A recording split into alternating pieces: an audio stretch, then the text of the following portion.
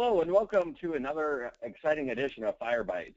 Today we're going to be talking about APT blocker, which stands for Advanced Persistent Threats Blocker. And that part of that advanced threats are going to be a zero-day malware. You know, really these items that are overwhelming traditional antivirus engines as we know them today. So as we look at today's agenda, again, we're just going to keep it more on the tech level, but certainly around the 30-minute mark, we're going to cover why am I being targeted, what is APT blocker, then we're going to dive in, look at some examples, and then we're going to go over how to activate the free trial of APT blocker if you're not currently using it today, and then set up APT blocker. So before we begin, if you've joined us for our previous sessions, through WatchGuard Dimension, I would really encourage you to set up Dimension prior to setting up APT blocker, because Dimension's where you're going to get all those email alerts from. You're going to get all those that visibility components, if you recall some of those earlier sessions on Dimension. So as we look at this, and I know for some of you, you might have heard me talking about APT blocker, but going out to local trade shows, I'm polling customers, and probably about 6 months ago, we used to see only about maybe 10% of people that have heard about CryptoLocker or CryptoWall, some sort of ransomware or other item malware out there. And now we're seeing about 60%. In fact, I have people coming up to me and asking me at trade shows, well, does WatchGuard have an APT solution? So absolutely, we wanted to focus on what we're doing at WatchGuard for advanced persistent threats. And ultimately, you know, starting out with the most basic of why am I being targeted. And we're not going to spend a lot of time on this because most of you are engineers on the phone and you realize why you're being targeted. But again, just to cover some of these things. So, you know, we really started out with APTs more of a nation state. Now we see that hackers are actually trying to make more money with targeting every mom and pop shop or every person. For instance, if they can send a file, trick you into clicking on it, which I have a number of stories about. One, my old boss came in one day and said, I've got this UPS tracking. You click on it, it goes black screen, and then comes back. I said, well, unfortunately, you probably just installed some sort of malware on your computer. So if a hacker can get you as a user to click on a file, either through you know, an enticing name or correlate it with events that are going on in the nation or in the news, then they're going to have more of a chance of infecting your computer. And then in the case of ransomware, they're going to grab those files, encrypt them, and then hold them ransom for, the last I've seen was 2 Bitcoins because it's completely untraceable. So as we look at some other ways that people are being targeted, we're looking at zero-day exploits. We're looking at that evasive malware, CryptoLocker. Maybe it's a certificate, a stolen certificate. Spear phishing is a big one because most of the time users are susceptible to relevant news stories, and then criminal watering hole attacks. For instance, maybe I have a Drupal or a WordPress website, or maybe a SSL that now has a vulnerability. How can I address those? And certainly WatchGuard has the security that you need to protect your sites. So the biggest issue, you know, people in conversations generally ask me, well, how is it that these antivirus engines still do not have a signature for this file? And truthfully, you know, as we talk about CryptoWall or APT blocker, from an engineer side, it's one of the most difficult things to demonstrate, and we'll go over that today. But ultimately, let's say in a demonstration, I grab a file, run it through, make sure things are working. now the next time I try to submit that file, it's now blocked. So and part of that reason is why we are seeing so many variations are, for instance, these files are programs called PX Cryptor or FUD Cryptor or any number of cryptor tools on the internet. This particular one was for charge, but essentially if I grabbed a crypto locker variation, maybe there's an antivirus signature for that today, I can go ahead and browse, upload that file into this program, change the icon file name, maybe make it like a toll road or some other sort of personality that users would correlate to. And then I have these advanced settings. Now, many of you that are familiar with, for instance, APT solutions out there, you know that we're running in a virtualized environment. Now, when we talk about anti-virtualization, we have the power at WatchGuard, leveraging our best-of-breed partner, Lastline out of California, who's been doing this for years. We have the power to look at this anti-virtualization and essentially take away any sort of cloak and dagger or cloak that this malware is doing, because we're able to look at the CPU level, the system calls, rather than having, for instance, the agent in the system bar of a virtual client, in which we would lose integrity. We're also able to look at sandboxing, anti-sandboxing technology, and circumvent, for instance, these cloaks as well. One of the ways that attackers are getting files through is essentially these files are laying dormant. They're saying, okay, after 5 minutes, we're going to start up because we've run all of our system checks on there. With Lastline, what we're able to do because of that virtual environment, and we're running at the CPU, just like we would be doing with a port mirroring mode on a switch, we're running essentially a CPU mirror mode. So what we're able to do is quite fascinating, actually, is we're able to speed up or slow down time, but most importantly, is speed up time to jump ahead 5 minutes, 10 minutes, even 8 hours, so that we're able to see that virus or malware come to life and then find out what it's doing at that point. Now, what is APT blocker? Again, that's from Lastline out of California. And it's a couple of key things here. It's going to identify and submit suspicious files to cloud-based next-gen full system emulation. What does that really mean? We'll get into that, showing you that in a few minutes here. It's going to provide real-time threat visibility, protection in minutes and not hours. We're going to analyze a comprehensive set of files, which is executables, Office documents, PDFs, Android APKs.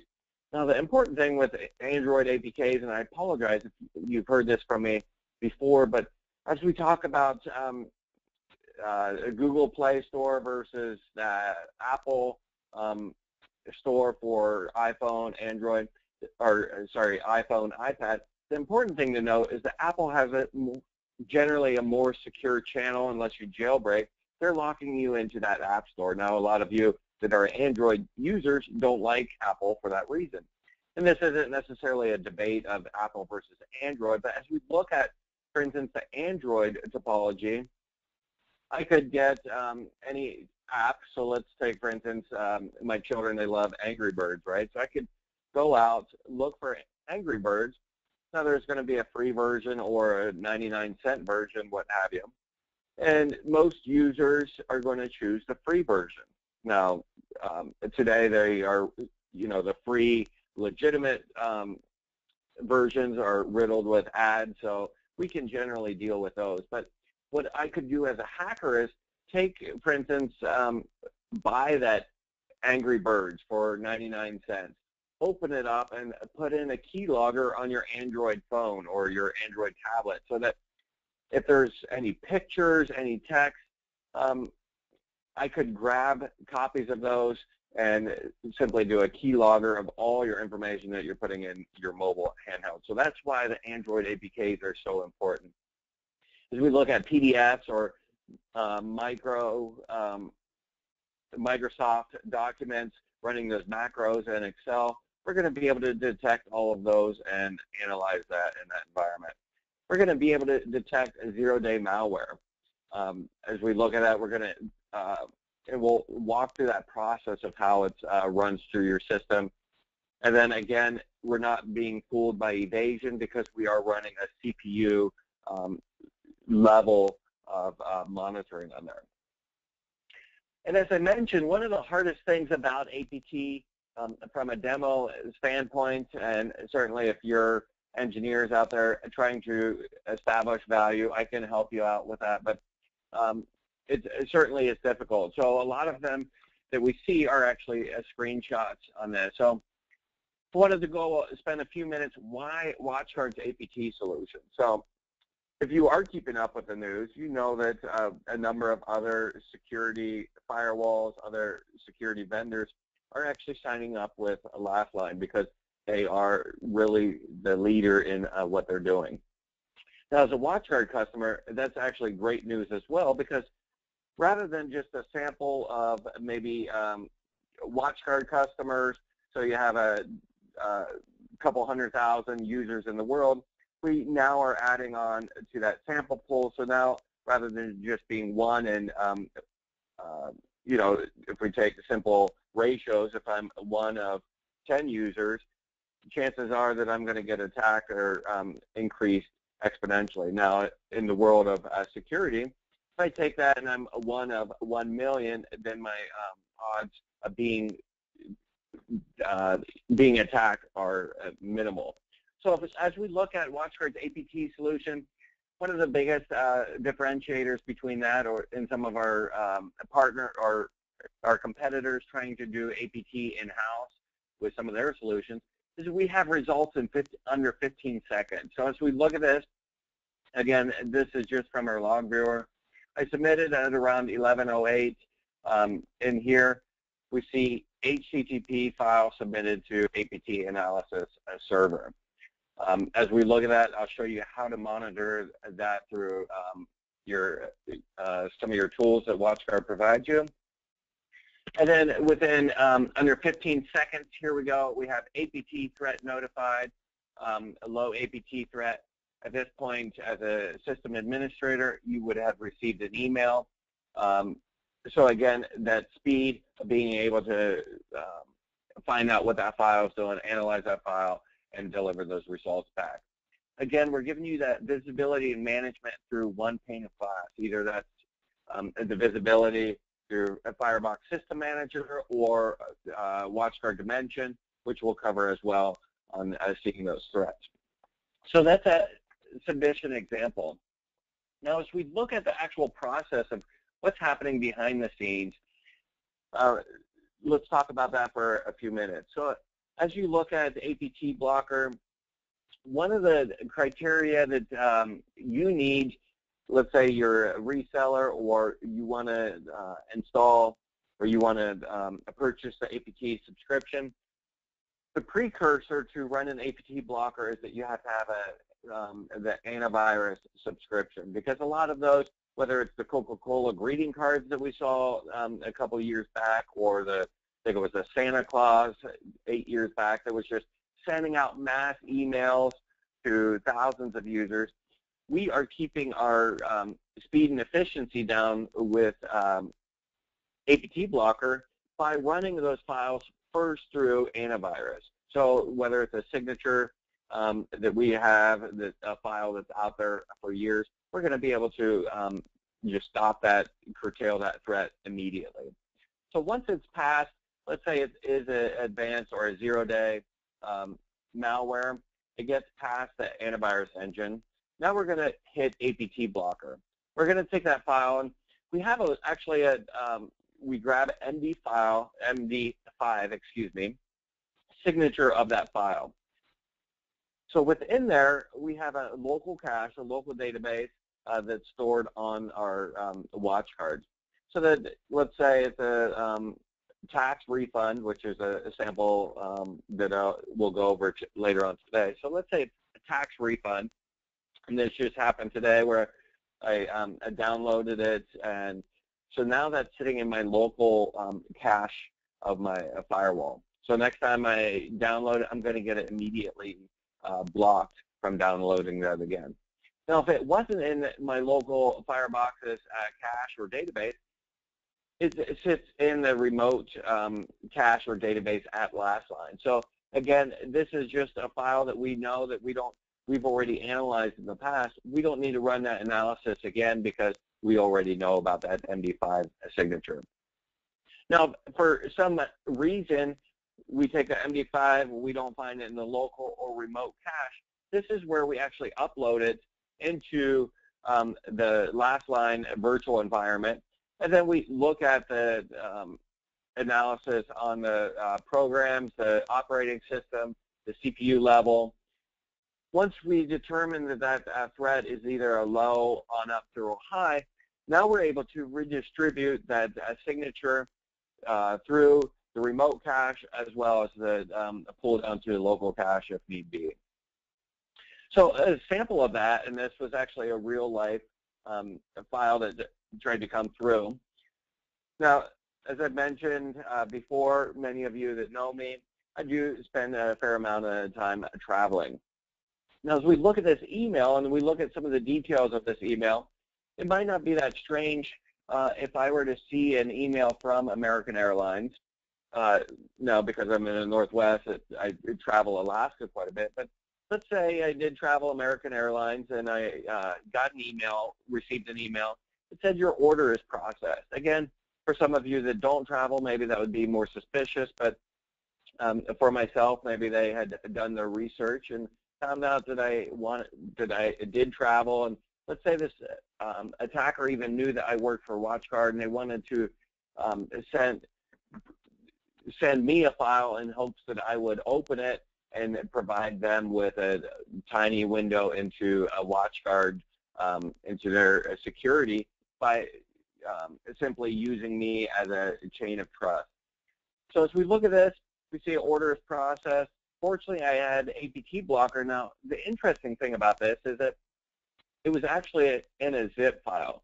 So many of you are aware, but for those of you that aren't aware, we're going to look in zips, RARs, any compressed file, look inside that file and or that zip, extract it, and then analyze that file here. So again, this was AA, and then a series of numbers, a zip.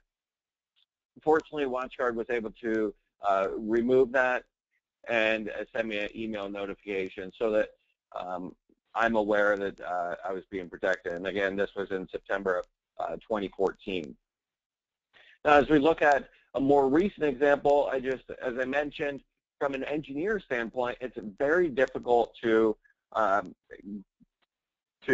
get a file, zero-day malware, and to have it be submitted to last line for that analysis. However, this was a file that I had actually grabbed a while ago, stuck it onto my private website, and I wanted to rerun the analysis of that. So it was out of my local cache, had expired. So as we look at this, we see that I did receive an email notification. Now, for those of you that want email notifications, just be aware that you need to have WatchGuard Dimension and set up that email alert logging, which I have covered under previous series as well. So if you have questions on that, feel free to reach out and I will direct you to the right resources. But in this case, I'm running behind a M400, the latest and greatest 64-bit firewalls from WatchGuard running the Intel Quick Assist chips. Phenomenal technology. So as we look at this, we're seeing APT threat detected, source IP, destination, proxy host, and then the file. So as I mentioned, tax refund, right? This was a file that I had seen in the wild right after tax season, April 15th was around, and people were trying to, or hackers were trying to get people to click on a tax refund within that. And it is a doc, but there was some sort of, and we can go into those details as well. So from there, this was an actual, I had to grab a screenshot really quick on my FireBytes System Manager. because as I mentioned, this is really a one-time shot of being able to grab these files. But we can see here, May 15th, 8 o'clock this morning, I submitted a file to analysis, to APT analysis server. I got the results back, and then it sent an email out with that notification there. And I'll give you some tips and tricks on how to be able to do that as well. So as we look at the one thing I did want to cover here is how to be able to get your trial key. So the first thing you want to do is log into your WatchGuard support center. You can go into manage my products. I have a fair amount of products, as you might imagine, from WatchGuard, so I just went ahead and grabbed the one here. We have Blumhardt T10W. This one is the one that I take with me on the road. Actually, I just got this guy here. We can see that it doesn't have an APT subscription. This one is, you know, for those that travel, this one's set up as a branch office VPN. I plug it into a hotel network, or I join it onto a Wi-Fi network, which if you haven't seen, very cool. You can take the wireless of the T10 and join it right to that hotel wireless network, and it syncs up that branch office VPN to my office so that it's as I'm working from my office. Very slick, and that's through the dynamic branch office VPN. Let me know if you're interested in finding out more about that. But in this particular case, I just got this new T10W. And go ahead and just click on under Advanced Persistent Threat. And again, if you have just purchased a live security and you don't have any of these, you can run these trials for any one of them. So I'm just going to go ahead and click on free trial here for APT. And it should, maybe it's been sitting there for too long, but what it's going to do is give me a feature key that now I can take in let me just go ahead and refresh my session here. There we go. We can take a feature key and grab it. And it seems like I have a number of APT blockers available here. I'm just going to go ahead. Obviously, something wasn't quite right. Let's go back under Manage My Products. Oh, and that's why it threw me out of my session, so bear with me 1 second here. I'm going to go ahead and log into my portal, go into Manage My Products from here. As I mentioned, I'm going to grab that feature key and update my device with that. Click on search to find that product. If I knew the serial number, I could go ahead and just enter that there as well. I'm going to go in under my T10W. Now, the great thing about, as we talk about feature keys, one of the incredible things about WatchGuard is being able to grab that config, throw it on from one device to the other device, and that feature key is independent. Some of our competitors, they loop in or they bundle all of that, so you can't grab that config and change it. With WatchGuard, we make it incredibly easy to change from one device to another. So again, I'm just going to go under a free trial here for APT. Looks a lot better this time. I'm going to go ahead and throw on my data loss prevention as well. You could do that on yours. Select next on there. I'm going to accept the EULA. Click on next, and then ultimately grab that feature key. While that's working, I'm going to show you, this is my T10W. I can go under subscription services. We see here, or we don't see the panes here for those security subscriptions. We have under subscription services, your feature key does not allow this feature to be enabled. So I'm just going to go ahead and get to the place where I'm going to go under feature key. And now I could automatically synchronize my feature key with WatchGuard simply by clicking Enable Automatic Feature Key Synchronization, or I could download it. But in this case, I just wanted to show you how I can grab that feature key. And again, that's just a text, a plain text file. I'm just going to come over here and click on Update Feature Key and just paste the feature key. It says the changes were successfully applied. And now under here, we should see APT blocker enabled, and it's going to expire in 30 days from here. So now the next step is just go under subscription services, go to APT blocker. And again, this is the web UI management side of WatchGuard. We also have policy manager as well. I'm just going to go ahead and click on enable APT blocker. I'm going to say anything from low to high threats, we want to go ahead and drop. Now, if we wanted to, we could also alarm those threats as well. And as we talk about alarming, many of you do realize or are aware that WatchGuard has under notifications. We can say send notification via email. If it was pop-up window, this would be on the WatchGuard system or a server center, wherever that software was installed. Certainly, if you wanted to send a SNMP trap, you could do that as well. But in this case, I just want to be notified via email that I had a threat going on. I could click on policy, enable, or select the HTTP proxy policy that I want to enable on, and click on enable. Save that configuration, and it's that easy to set up APT blocker. Now, as we talk about the value of APT blocker, I just wanted to show you as well. So I'm in a FireBytes System Manager. Many of you are aware of this tool. And there are a number of things under traffic management, or under traffic monitor to make your life a little easier as a system administrator. Some of the tips and tricks under file settings that I like to share with people is that you can increase your log messages. Certainly, you know, if this is 25,000, if it's a production environment, that is a little bit more resource intensive. But if you wanted to simply look at a testing environment, you can increase that.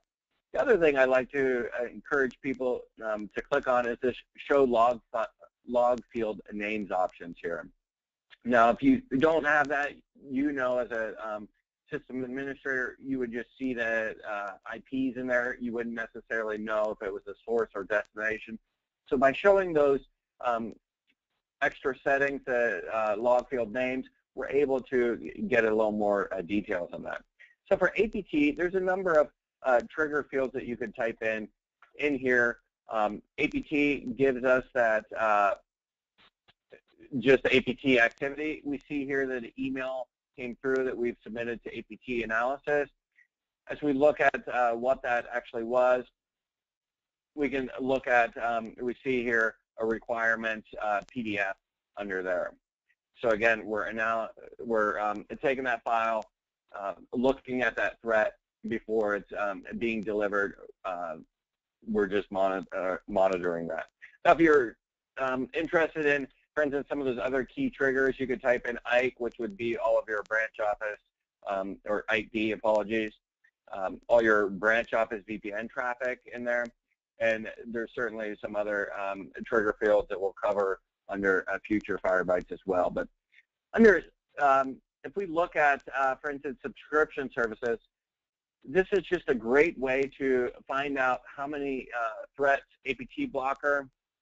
So we've had 5 threats here, notified objects on 2 of those. So again, just a great way to find out what it's doing on our network. Now, as I mentioned, I had grabbed a copy of that tax refund doc, stored it away on my little private website, and that was, my apologies, that was in February of 2015, February 20 of 2015. Now, as we look at that file, and I just uploaded it to Lastline for analysis right now. The interesting thing is, as we look at that history of that, we look at the virus total link report. So again, this was February of 2015, which you would think that many of these antivirus engines would create a signature for. We see here AVG grabbed a signature for that. But look at all of these antivirus engines that still do not have a signature for that file, that tax refund. So again, as we talk about, you know, some of these security vendors that have antivirus solutions, again, some of them are very slow to be able to create these signatures, and because they are get inundated with all these files that are out there. So again, just a phenomenal way to be able to protect your network, your environment, your users from these advanced or zero-day malware threats in there. So with that, I'll wrap it up. I did want to, just like we've done with other sessions, did want to include the next FireBytes session is on Friday, June 26th, and that is in going in a direction of integrating Active Directory. Now, one of the biggest questions I hear is how do we associate IPs to usernames? And this is part of the process. So we're going to first talk about integrating Active Directory, then we're going to go into the some of the features of a single sign-on and definitely cover that. But just like always, the session is being recorded.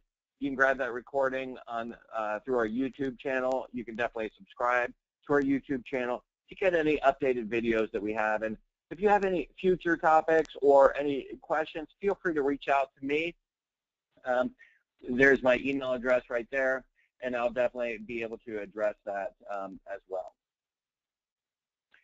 So with that, I did want to thank you for joining us for another FireBytes session. Hopefully this was beneficial for you. I did see that we have a couple of questions. Unfortunately, with our time, I'm going to have to address those on a per email basis, so look for my responses. But certainly, thank you for joining us, and we'll see you next time on June 26th. Take care.